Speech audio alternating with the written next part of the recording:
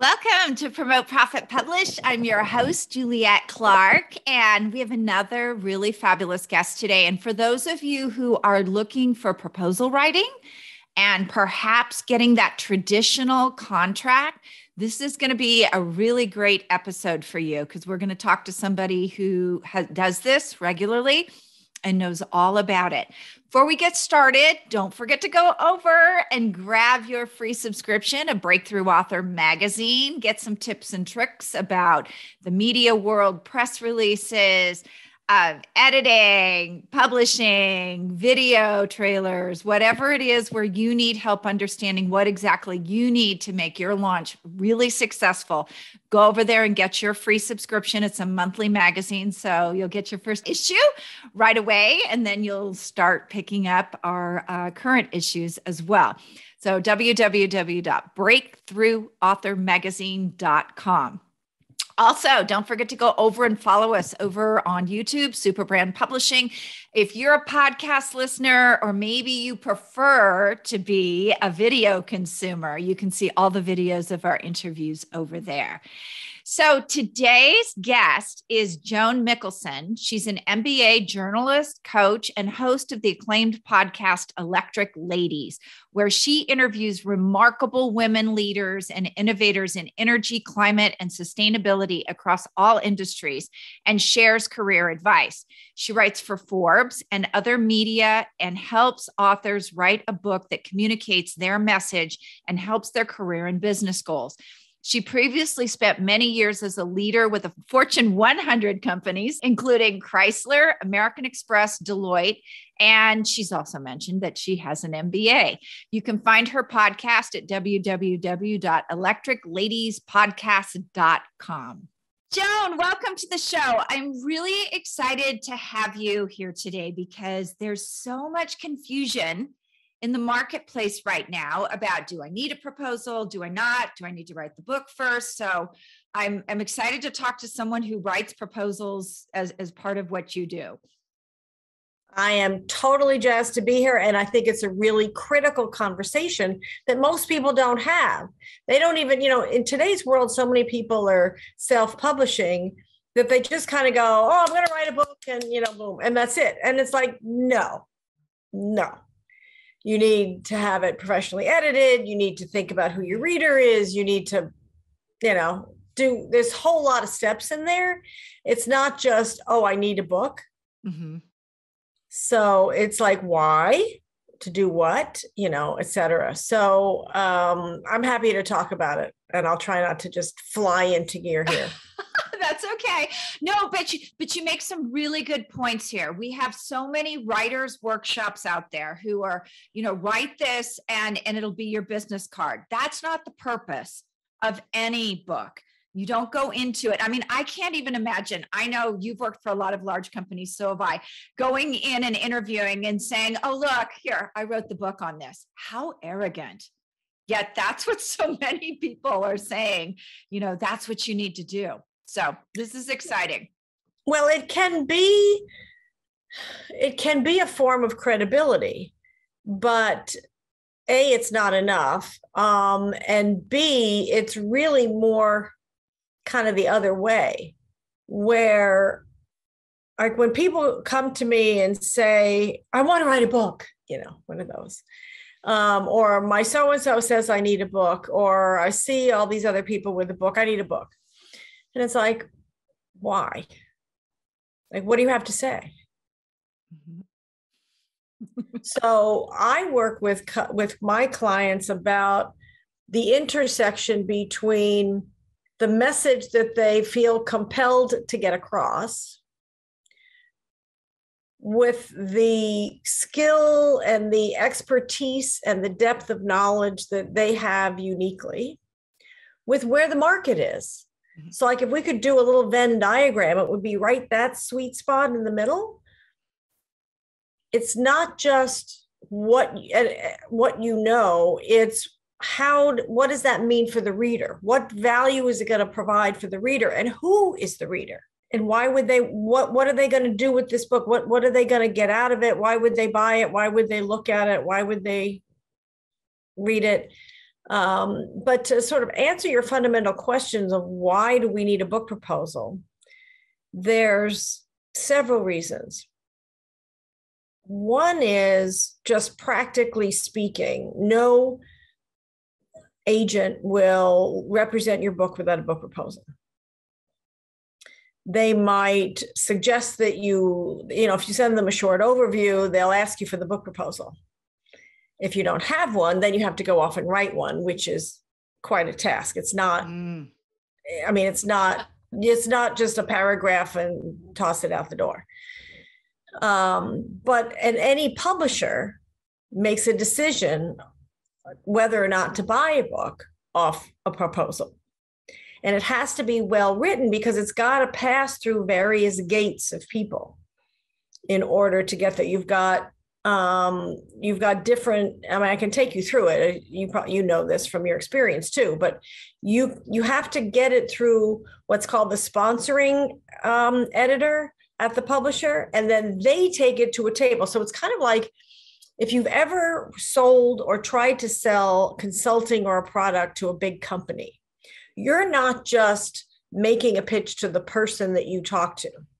Then that person has to then pitch it internally, and you're not in the room for those conversations. Yes. In this context, your proposal, just as your pitch deck is what's selling you to those other people for your big contract, your book proposal is what's selling your book and you to the publisher.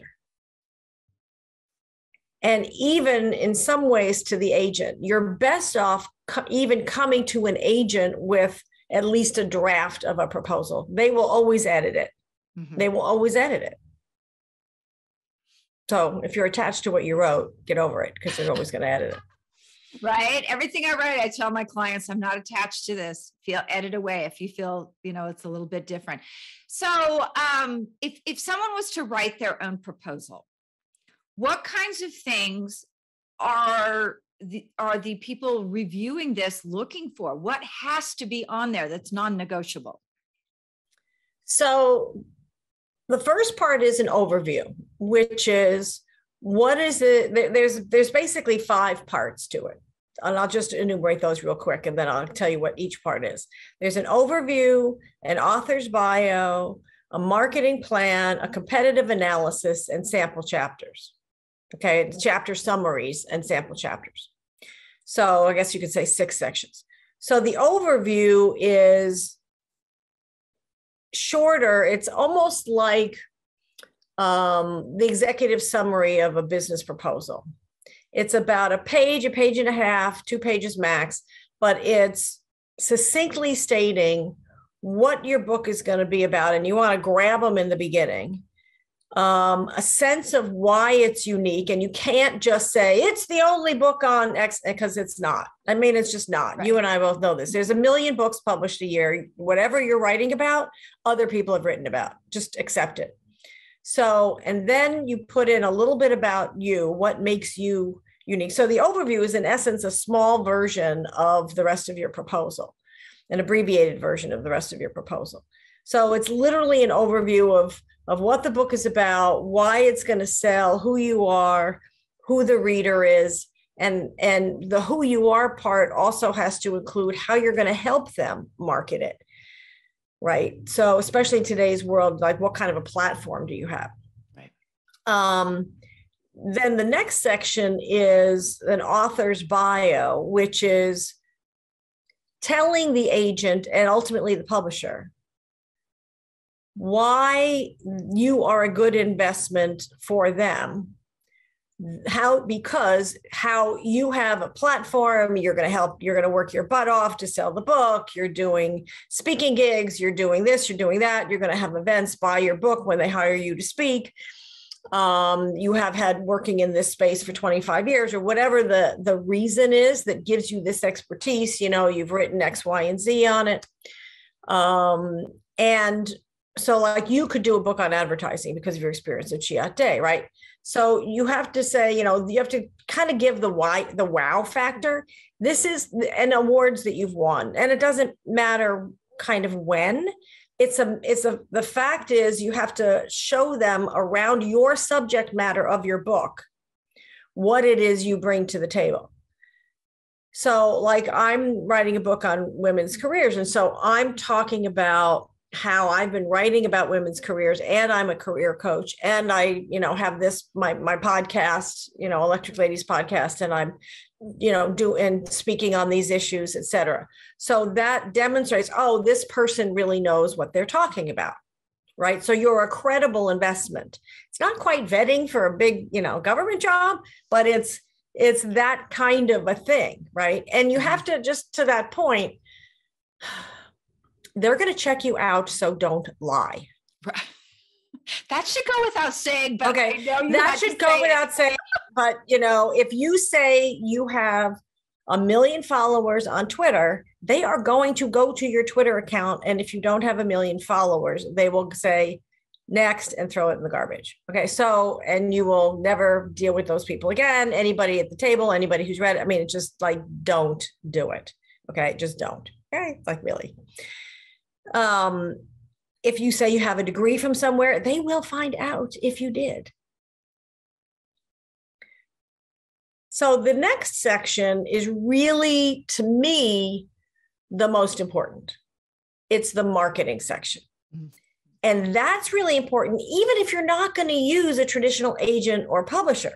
So like you're a hybrid publisher, Julia, if somebody comes to you with a book proposal, and they have in it a marketing strategy, you're in heaven, because you know how they're going to help you market it. You know what they're going to do. You know they've thought out who their reader is, right? And why this particular reader is going to want this particular book. Mm-hmm. And you're going to know they're going to do this, all these speaking gigs. They're going to sell books at their speaking gigs. They're going to, yes, they're going to have them, you'll get them on Amazon and Barnes and Noble, et cetera. But you will find out that how they're going to help promote the book events they're going to do, the 10 associations that they're involved in, that they're going to have interviews. Like I'm going to be speaking at the Women's Automotive Network conference coming up in June. I could do books there. I do a fair amount of speaking engagements. I sell books there. Mm-hmm. So it makes the author not just say, oh, I need to write a book, right? But come out and really think about what they're going to say, who they're going to say it to, why that person cares, and how it's going to get into the marketplace and grow. An agent or a publisher, I mean, even hybrid publishers like you want to make money on the deal, right? You want to make sure that this book is going to be successful. In the book proposal, you also want to say what kind of graphics you're going to have, what kind of images you're going to include, and who you're going to interview that's going to help market it. One of the things that I do with my clients is I help them think about who the experts are in their field, or who the other quotables are in their field or in the topic, who would be great to either include interviews from, an interview for the book, or have quotes from or research from, et cetera, preferably people who are still on the planet, so they can help promote the book. Because anytime I'm in 4 books. Anyway, I lose track. And I did a book I'm going to lean over. If this is on video, they'll see me. So I did a book, someone did a book on my great aunt called The Superwoman. And I wrote the foreword to the book. And we did a ton of events. We did the museum, we did colleges, we did women's writings groups, we did, all over the place until COVID shut us down. Everywhere we went, we sold books, right? And so I include in mine that I did that, right? That I've been in these books. And because I'm in the book, I'm helping to promote it.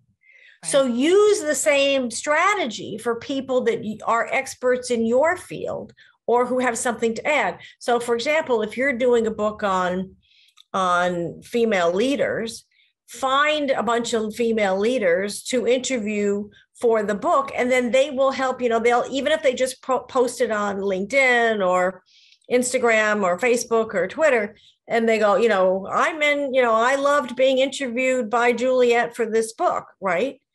And that's golden. Then you go to their gazillion followers, and then anybody who picks it up there who wants to please them, is going to then promote it also, right? Or their staff or their marketing department or their whatever, right? So that's a really critical piece. But to get back to the proposal, when you write the marketing section, you include all this, and it helps the agent and the publisher understand that you know what's involved. You will put your shoe leather to work, and you have the connections to make that happen. Yes. And this is also, you guys, this is the validation of your audience. Absolutely. Because you can say my reader is XYZ, but if you're not actually connecting with those people in advance and have that following, have that platform, then all of that marketing plan is a wish and a prayer. So that's right. And to that point, I'm really glad you said that, Juliet, because to that point, it's really important to include in your proposal statistics and studies. So I just interviewed Bonnie Gwynn, who is the vice chair of the ginormous global executive search firm, Heidrick & Struggles. And she talked about a new study that they just did that showed that in the first half of 2021, there was more turnover in the C-suite than ever.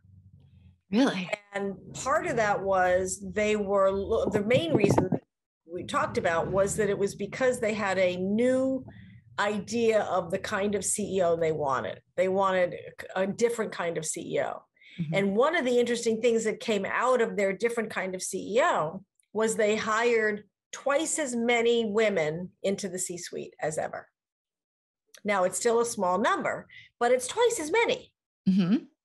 And so that's great research, right? So that's the kind of statistic you want to put in a proposal. Or 72% of millennials say they want to buy products that are sustainable, and they'll only look at those, or they're willing to, or 62% of consumers say they'll pay more for a product that's environmentally friendly, which is actually real statistics. Actually, I think it's 70.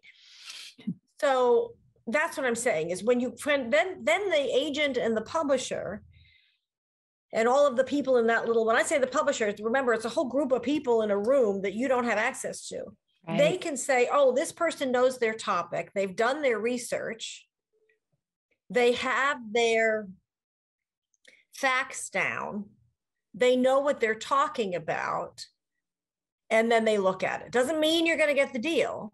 And it doesn't tell you how big your advance is going to be if you go with a traditional publisher. But it will at least get you in the door and to the table. Right. Right. So it builds your credibility. You're absolutely right. Those are credibility building points, and your entire proposal is one giant description of your book and your credibility. Absolutely. So the next part of this, you're going to get into the sample chapters, the writing pieces. We've had a lot of discrepancy lately. We've got some writing coaches who are saying you have to write the whole book first, which we've run into relevancy problems. By the time the book's written, the market's saturated. We have others that just said, write the proposal, start writing the book, but you understand you may have to self-publish. So what's the real, where are we really at with this? Well, I'm going to answer that in 1 second, but there's one other section. By the way, a book proposal requires you to have sample chapters in it and an outline with a paragraph about each chapter. Mm-hmm. So you have to have thought this out. You can't just say, oh, I'm just going to do a book proposal, and if it sells, I'll write the book. Okay. So, and you have to do a competitive analysis. Oh, so how many other books that have, and it's not just anything on Amazon. It's, I've had agents tell me they want they use an Amazon ranking just for organizational purposes of 0 to 150,000. So if you've got a book that's ranked 8,742,000 on Amazon, do not include it in your proposal. Okay. It does not, no. So to answer your question, what I would do with clients is they come to me saying they want to write a book. And sometimes they have written a manuscript, but it always gets a lot of work done. I've got a client right now that we're doing a lot of work on the manuscript and doing the proposal at the same time. So you start writing the book. What I do is I have them first, we build it brick by brick. Tell me what you want to write about. Why do you want to write a book? Who's going to buy this book? How do you know? What do you bring to the table? And then we do an outline of what the book is about and chapters. And then we start building it out. I have them write a few paragraphs about it. I don't do the writing. They do the writing, but I'm helping them do it. And I look at, by the way, how this book is going to help their business or career. Right. So if you want to speak about recycling, you want to do a book about recycling that shows about recycling. If you want to do a book about buying couture clothing, that's what you want to do your book about, right? So it has to go. For me, I do books that synchronize with their career, that support their career business. And so we start building, we do this outline and we kind of, okay, well, what topics do you want to include? And then a few lines for each paragraph, for each one, and then start building out each of those small lines of copy for each section. And then we do a deep dive. First, I like to have them write the introduction, because the introduction is kind of a short version of the whole book. Why am I writing this? What's the purpose? What inspired me to write this? Who is the right reader for this book? Why you should read this book and what they're going to find in the book. I mean, some introductions have, in the first section, you'll find this, in the second section, you'll find that, in the third section, you'll find that. And some it doesn't matter what sequence you write them in. So like I'm doing a compilation of my career blogs into a book. You can jump around. We'll have it's going to be organized in topics, but you can jump around. It doesn't have to be a start to finish book. It's not like a biography that you want to start at the beginning and go to the end, right? So that's how, and then when we get to a certain point of amount that they've written, we write an introduction, and then I have them start with the first chapter. And once we've gotten enough done and edited a certain amount, then we go back and we start doing the proposal. Okay. And so we talk about, because again, we've already talked about why do you want to write this? Who is it for, etc. So I pause them on the writing part. I mean, although it's relative, I had a client who wrote 170 pages before he paused on the rest of it. I mean, he kind of was a workaholic, so he kind of did both. And then we build out the proposal, but you can't build out the proposal until you actually know what you're going to write. And I call it the alchemy between the head and the fingertips. I'm a writer, so I don't always know exactly what's going to come out until I actually touch the keyboard. And so that's where the magic comes in. And then it's an editing process and an accumulation and a pushing, pulling, and a dance, as you, I'm sure, do with your clients. Yeah. So most people, or many people, they try to do this on their own. And there's so much that you just said that really requires a professional. So let's take the thing that just popped out at me first. So you're taking it, you're breaking it down, and you're breaking it down into what would pique the reader's interest. There are very few of us who can copyright. And what you're really doing in this proposal is somewhat copywriting. It has to be exciting. It has to be relevant. It has to be all of those things. And most people cannot copyright. So Talk a little bit about that. The same thing with the bio. Rarely can you write your own bio in a way that I think we all kind of downplay ourselves a little bit. So talk a little bit about why you need a professional for this, because I really strongly believe you do. Well, for a couple of reasons. One is, first of all, I find women downplay themselves and men exaggerate, but just thought I'd. Well, there are a lot of things they do that with. Exactly. That's kind of a pattern, right? So, and I love men, I have male clients, but please. But how can I say this? Especially for the bio, it's excavating from your experience what's relevant to this particular book.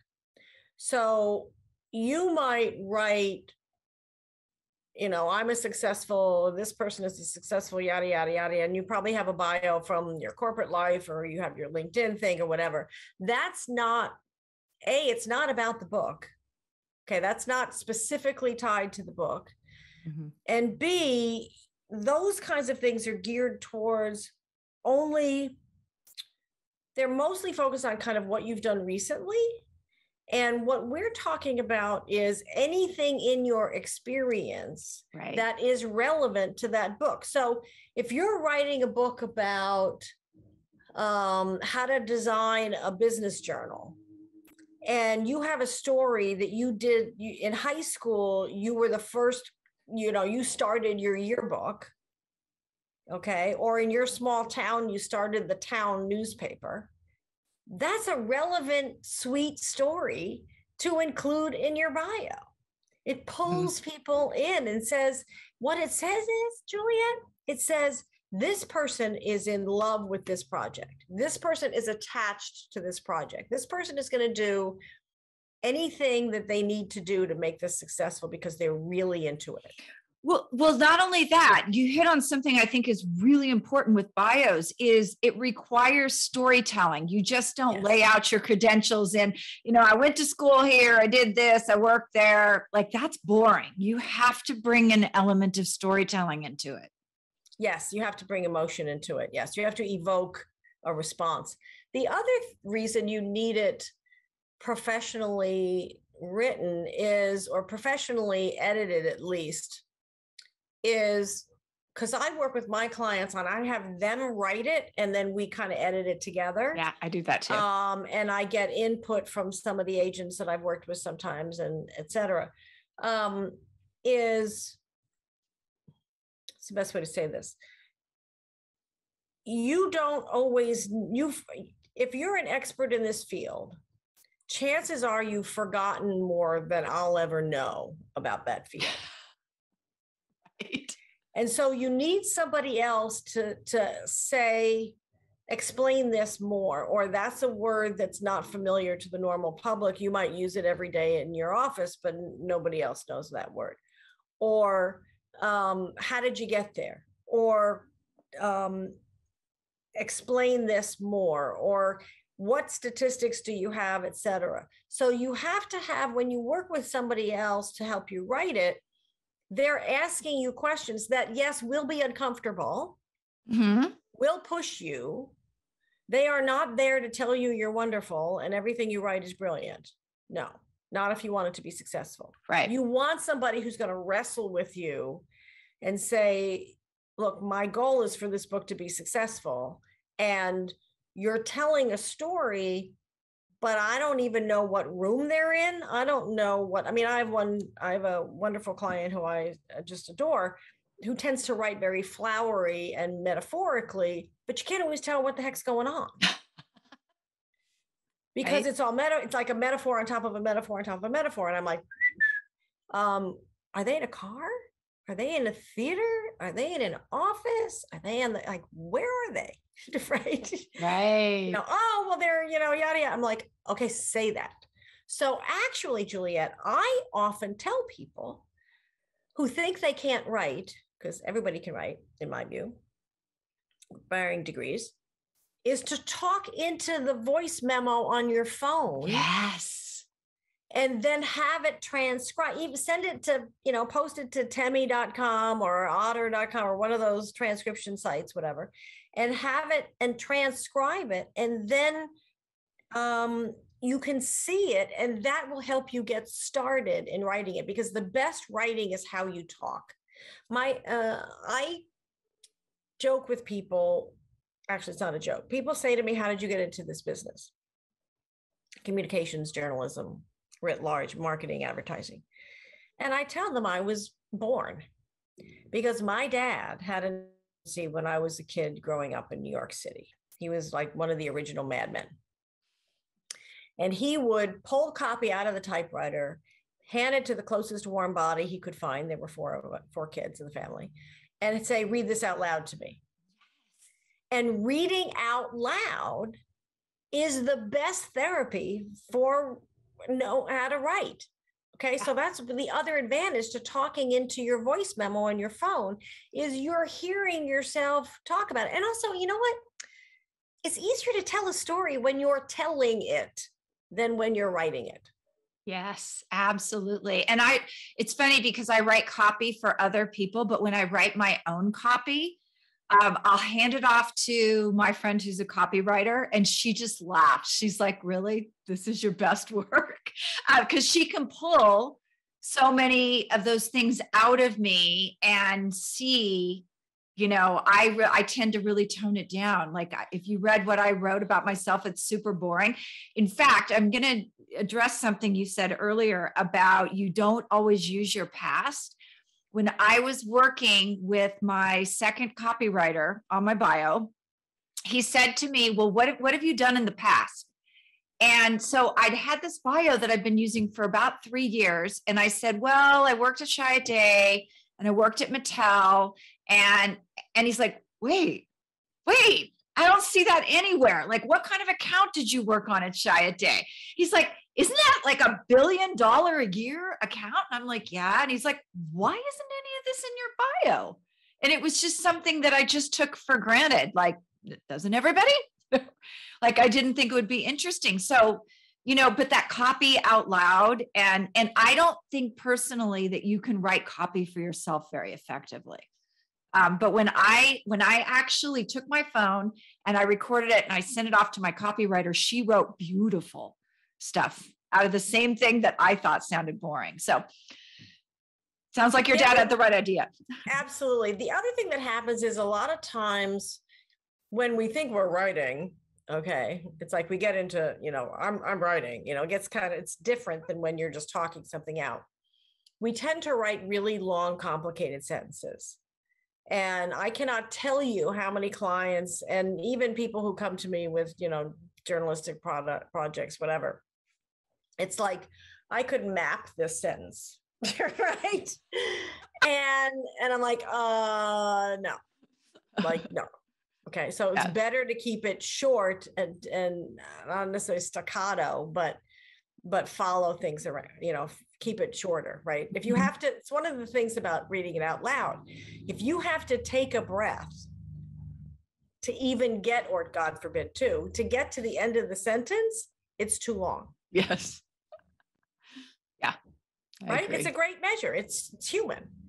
We all have to breathe when we talk, right? So what a proposal does, and by the way, they are, in case I didn't say this before, or it's worth repeating, they are required by literary agents and traditional publishers. And a lot of hybrid publishers may not require them, but they love them. Yeah. Like, when I came to you with a client and I said, we're working on a book proposal, you're like, yes.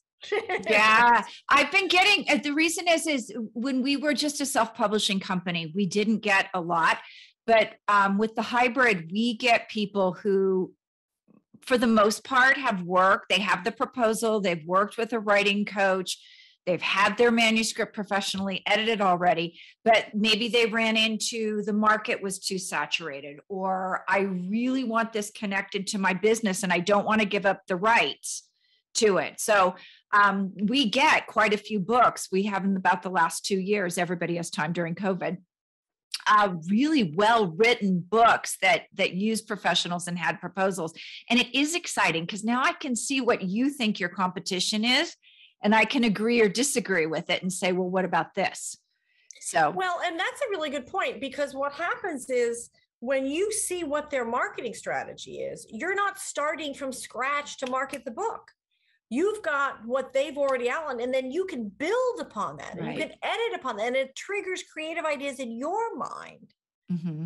Right. And when you work, when the author is working with a coach or somebody like you, then we can ask them questions that then take it to the next level. Because you don't just want the basic level of marketing. In today's world, you've got to be everywhere at once. And you've got, I mean, I have a client who doesn't even have children, but she has a husband and a dog. And for the launch of her book, she left and went and stayed in another city so she could just zero and focus for the launch of the book.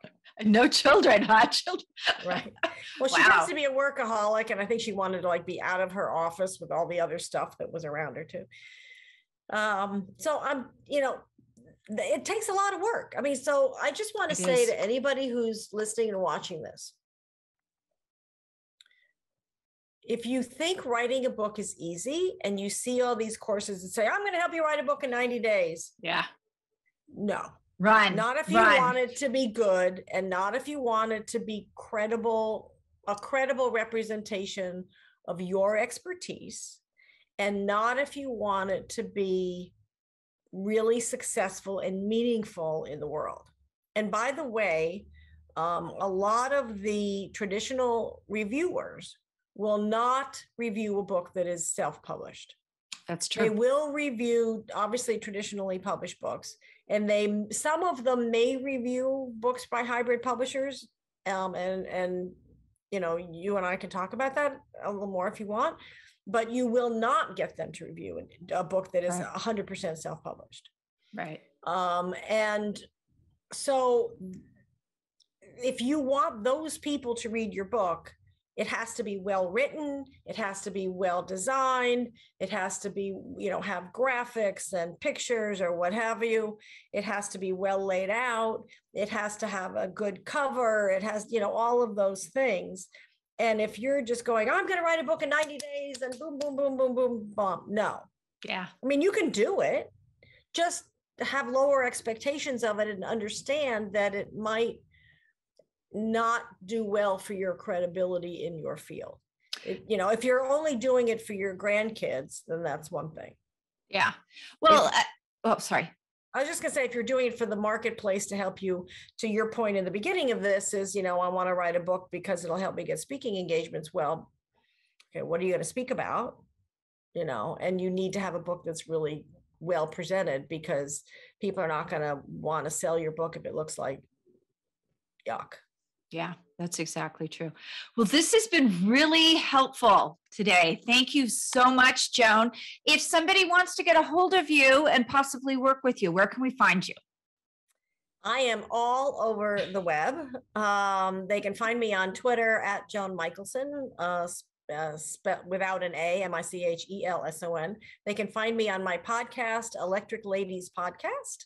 They can find me on my website, electricladiespodcast.com, on LinkedIn, Facebook, you name it, Instagram, whatever. But the best place is to find me on my website, or they can always contact you to be sent to me, or on Twitter. Okay. And I'm happy to chat with anybody. Fantastic. Thank you so much. This was really helpful today. Oh, good. I'm so glad, Juliet. And thank you for what you do, by the way. It's really, really important. Oh, thanks.